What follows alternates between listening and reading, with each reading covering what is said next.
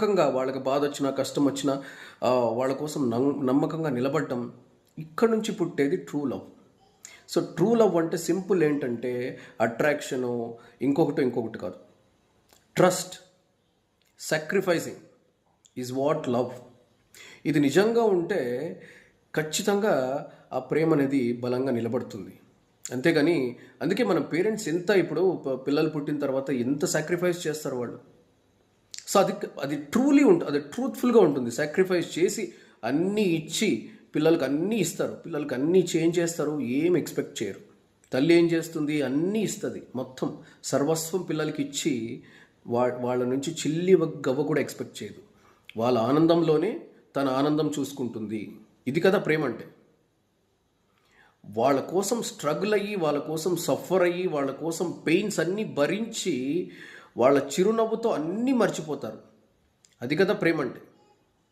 నిజంగా ఈ క్వాలిటీస్ ఒక అమ్మాయిని అబ్బాయి అమ్మాయినో ప్రేమించినప్పుడు ఖచ్చితంగా ఈ క్వాలిటీస్ ఉంటే ఎందుకు ఆ ప్రేమ నిలబడదు?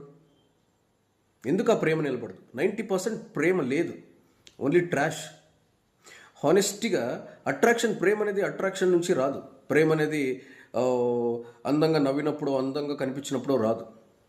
మనిషికి మనిషి నమ్మకంగా, లాయల్గా, ట్రస్టీగా, రెస్పాన్సిబుల్గా, బాధ్యతగా నేనున్నాను అనే ఒక వ్యక్తి ఇంకొక వ్యక్తిని నమ్మినప్పుడు అక్కడి నుంచి పుట్టేదే ప్రేమ.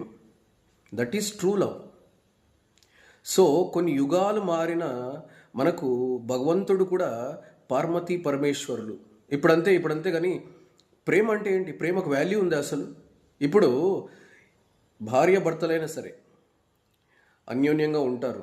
కష్టం వచ్చినా నష్టం వచ్చినా ఒక 2 ముద్దలు అన్నం ఉన్నా ఇద్దరు షేర్ చేసుకొని తినగలిగే సిచ్యువేషన్లో ఉన్నా, ఒక హస్బెండ్ స్ట్రగుల్ అయినా, ఒక హస్బెండ్ సఫర్ అవుతున్నా భార్య సేవలు చేయగలగాలి, భార్య సఫర్ అవుతున్న హస్బెండ్ సేవలు చేయగలగాలి.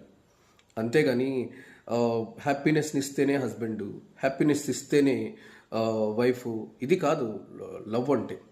కష్టకాలంలో మన వెనకాల నిలబడి ధైర్యంగా నిలబడే వాళ్ళే అన్యోన్యమైన దాంపత్యం. ఈరోజు మా హస్బెండ్ని సాటిస్ఫై చేయట్లేదు, ఇంకొక దగ్గరికి జంప్ అవుతాం. భగవంతులు మనకి ఏం నేర్పించారు? కొన్ని యుగాల దారిన ఇటుపక్కన పార్వతీ పరమేశ్వరులు ఉంటారు. అన్యోన్యమైన ఎన్ని స్ట్రగుల్స్ ఫేస్ చేసి ఉంటారో వాళ్ళు కూడా తెలియదు. మనం ఎందుకు వాళ్ళని ఆదర్శంగా తీసుకుంటాం? భగవంతుని ఎందుకు ఆదర్శంగా తీసుకుంటాం? వెంకటేశ్వర స్వామి పక్కన లక్ష్మీదేవి ఎప్పుడు అలివేలు మంగమ్మ, అలాగే పరమేశ్వరుడు పక్కన పార్వతీదేవి, ఇలాగ